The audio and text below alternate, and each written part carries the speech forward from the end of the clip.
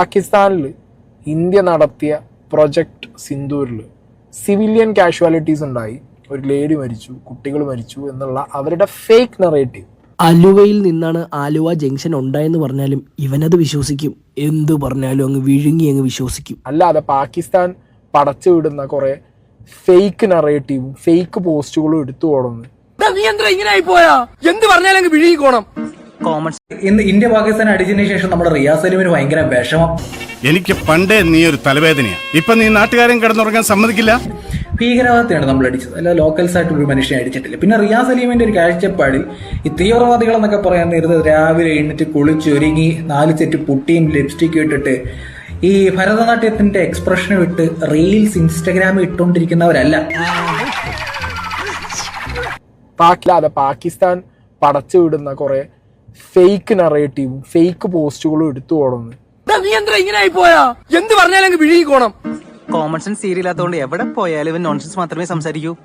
നമ്മുടെ പട്ടാളക്കാര് അവിടെ LOCയില് ഇതേ പാകിസ്ഥാന്റെ തിരിച്ചടിയല്ല, വെറും ഭീരുത്വം അവിടെ ഷെല്ലാക്രമണം നടത്തി നമ്മളെ സിവിലിയൻസിനെ കൊന്നൊടുക്കുകയാണ് ഇപ്പോഴും. കൂട്ടത്തിൽ ഒരുത്തൻ ചങ്ക് കീറി ചോര ഒലിപ്പിച്ച് നിൽക്കുന്ന കണ്ടാലും തനിക്ക് നോവില്ല. പക്ഷെ തന്റെ മുന്നിൽ വെച്ച് ഈ പൊലയാടി മോന്റെ രോമത്തെ തൊട്ടാൽ തനിക്ക് നോവും.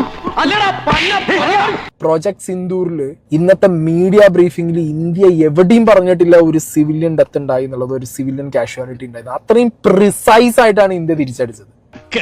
സത്യമാണെങ്കിലും എനിക്ക് അംഗീകരിച്ചു കൊടുക്കാൻ പറ്റുമോ? ഈ നായിന്റെ മോനെ ഇനി ഞാൻ കൊന്നുകളയും. നീ ഒന്നും ചിലപ്പോൾ അറിഞ്ഞു കാണില്ല. നിനക്കൊക്കെ പാകിസ്ഥാനിലുള്ള കാഷ്വാലിറ്റീസിനെ കുറിച്ച് മാത്രമേ അറിയൂ. ഞാനൊന്ന് ചോദിച്ചോട്ടെ, നിന്റെ തലക്കകത്ത് എന്താടാ തേങ്ങാ പിണ്ണാക്കാം? ഇവനൊന്നും ജീവിച്ചിരുന്നിട്ട് ഇനി യാതൊരു കാര്യമില്ല. വല്ല പട്ടാളത്തിലും പോയി വെടികൊണ്ട് ചത്തിരുന്നെങ്കിൽ കുടുംബക്കാർക്കെങ്കിലും വല്ല പ്രയോജനം ഉണ്ടായേനെ. ഈ പാകിസ്ഥാൻ ടെററിന്റെ ഫേസിനാണ് ഇന്ത്യ തിരിച്ചടിച്ചത്. Yes, it's a revenge. ഇവിടെ കിടന്നിങ്ങനെ ഇനി കരഞ്ഞോ? അതാ നല്ലത്. എടാ, നിന്റെ അപ്പന്റെ സ്ഥാനത്ത് ഞാനായിരുന്നെങ്കിൽ നിന്നെ പണ്ടേ വെട്ടി എറിഞ്ഞ് കുടിച്ചു മൂടിയേനെ.